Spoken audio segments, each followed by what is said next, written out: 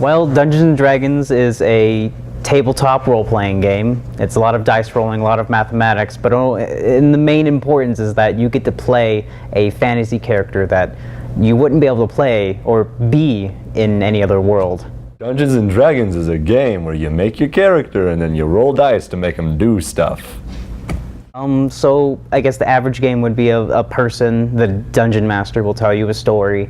It'll be in the opening sequence basically of like a movie or a book, and you enter in some sort of sociality. You get a quest from a quest giver and then you go out and do your thing.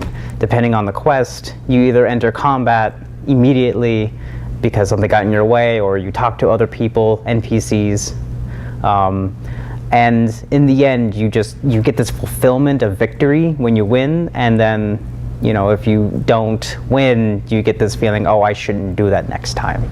I know better now. Well, the club has dice for rent, so you don't really need to bring dice, but you should bring dice if you come to club. And a character pre-made, of course. You always want to have your character ready. And the willingness to play Dungeons & Dragons is also very helpful. I've actually done a lot of cool things. I've made 2 characters so far that I've gotten attached to. One of them is a bard that walks up to people, talks to them, and is like, no, calm down, it's fine, shh, shh. And I've gone away with stories like, there was a large monster, I told it to stop and go away, then it did. Which was always very satisfying. I know it doesn't sound exciting, but it was great for me. Like, I was happy about it. And then there's other stories where we just massacre entire villages, which are also just as fun as telling monsters to just go away. Does that happen very often? Constantly.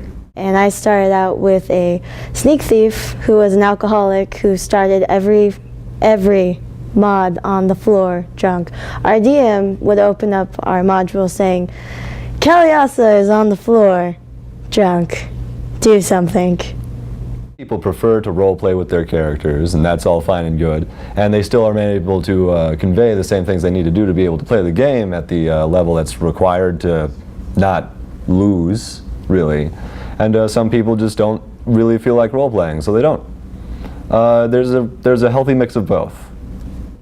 Don't be afraid of the people there. They're just like you, they just wear glasses. Have an open mind, have creativity behind you, and ask anyone if you need help. We're always there to help you.